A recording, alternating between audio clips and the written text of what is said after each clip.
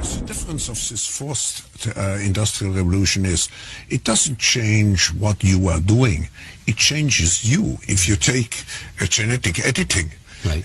Just as an example, it's you who are changed. Yeah. And of course this has a big impact on your identity. Yeah. Editing your genes?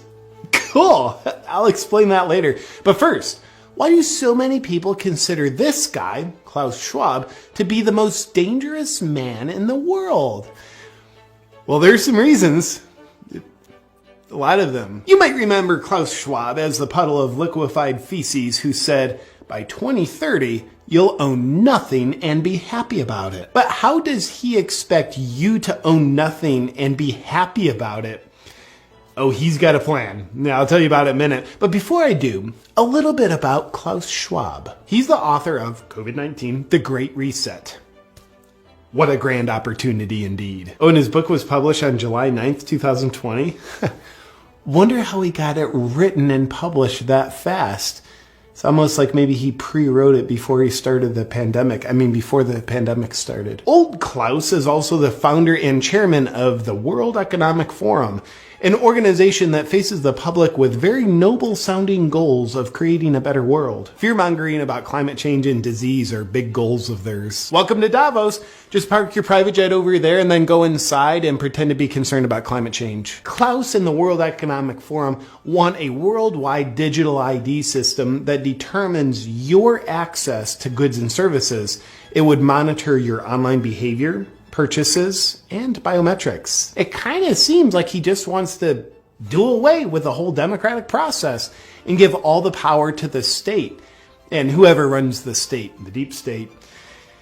But that's based on both his words and actions, so it's probably an inaccurate observation. Was Dr. Evil's character based on this reptile? Mr. Schwab writes the following.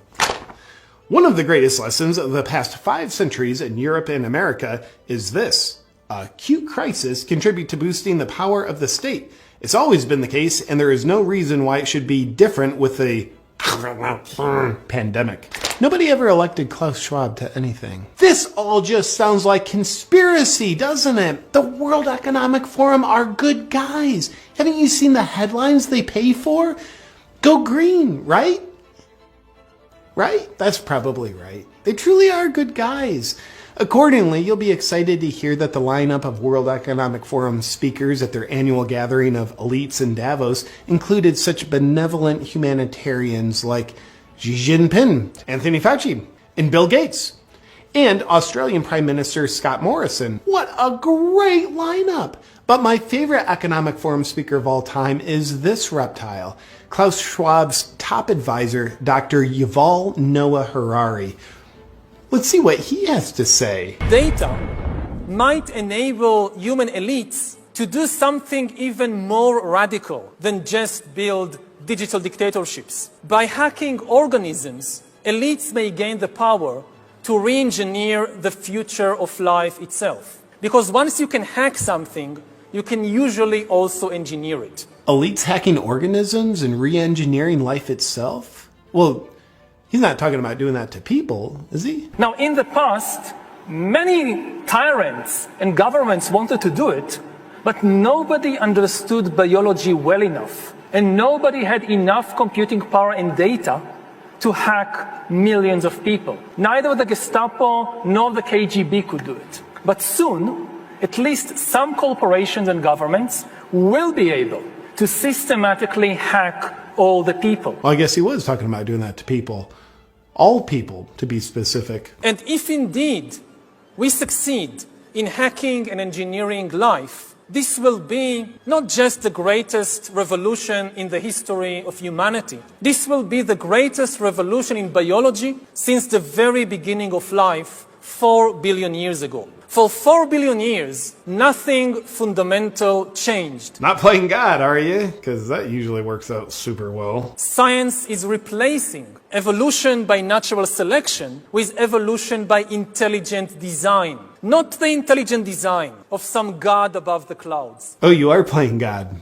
Say more. Evolution by natural selection with evolution by intelligent design. Not the intelligent design of some god above the clouds, but our intelligent design and the intelligent design of our clouds, the IBM cloud, the Microsoft cloud, these are the new driving forces of evolution. Gosh, you wouldn't by chance have a plan in place on how to control people with your cloud technology, would you?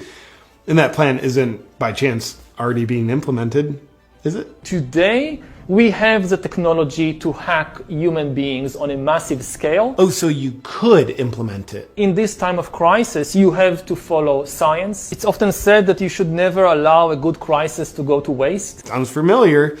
And I guess you are implementing it already. Didn't anyone bother telling this guy not to say any of this out loud on camera? It's a lot of evidence. Surveillance, people could look back in 100 years and identify the coronavirus epidemic as the moment when a new regime of surveillance took over, especially surveillance under the skin. My brain, my body, my life, does it belong to me or to some corporation or to the government or perhaps to the human collective? This guy's revealing the whole plan. He's going to ruin it. The World Economic Forum, out for the good of humanity. You'll own nothing, not even your own DNA, if we have our way. Now for some additional fun facts about Klaus Schwab and the World Economic Forum.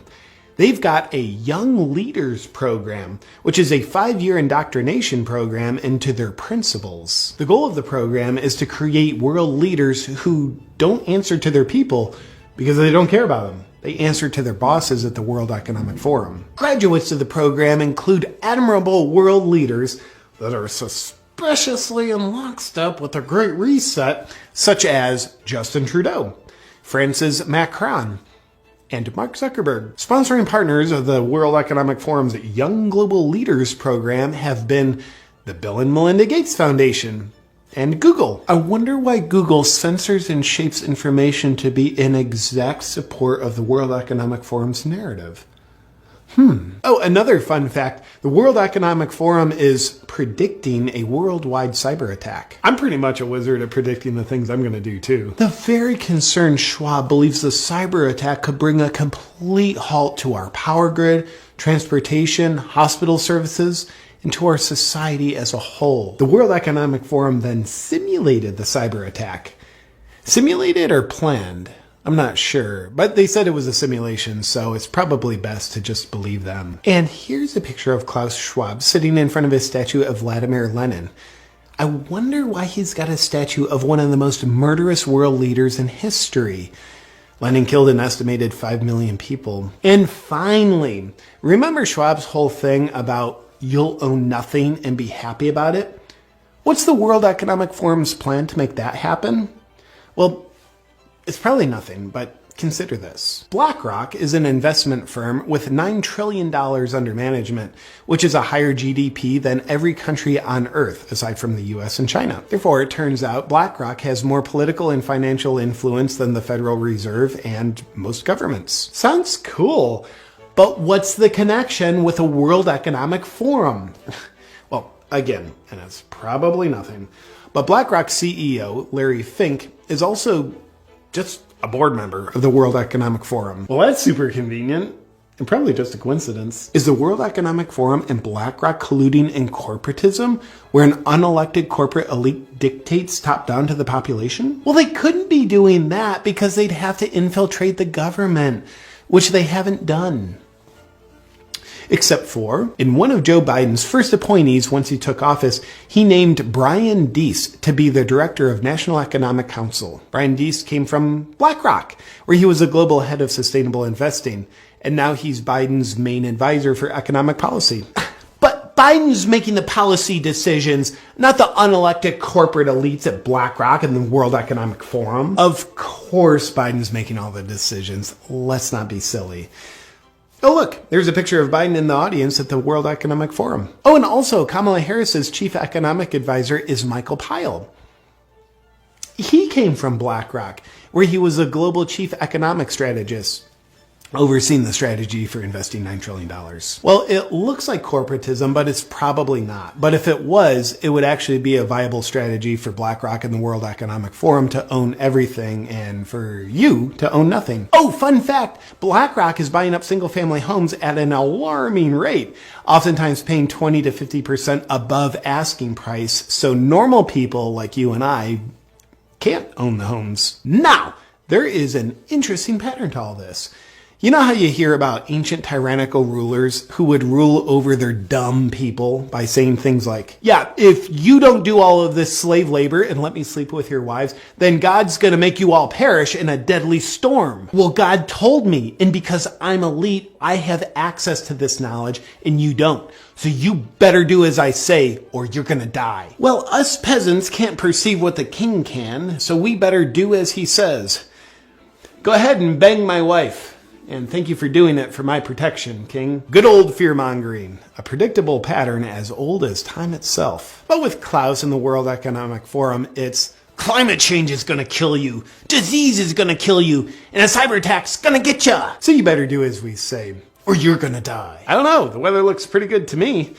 Why don't you ever smile, Klaus? You look like a sociopath. No, you don't understand. We elites have access to knowledge that you don't. So you better listen to us or you're gonna die. Same old fun pattern of fear-mongering. They know of the scary problems and only they have the solutions. So listen up or you're gonna die. Gotcha, Klaus. Nothing new here.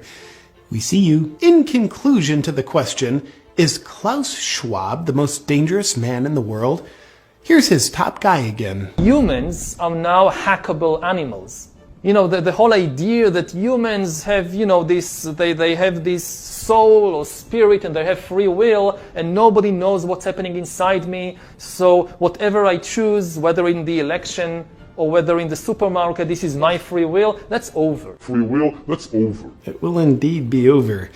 If you outsource your thinking to outside influences and take the easy way out by choosing obedience over bravery. Doing so makes you very susceptible to being manipulated by fear.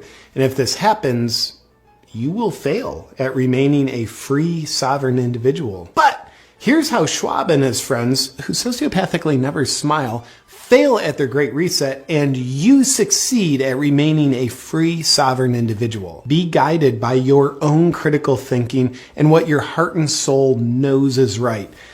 And choose bravery over obedience. Obedience or bravery?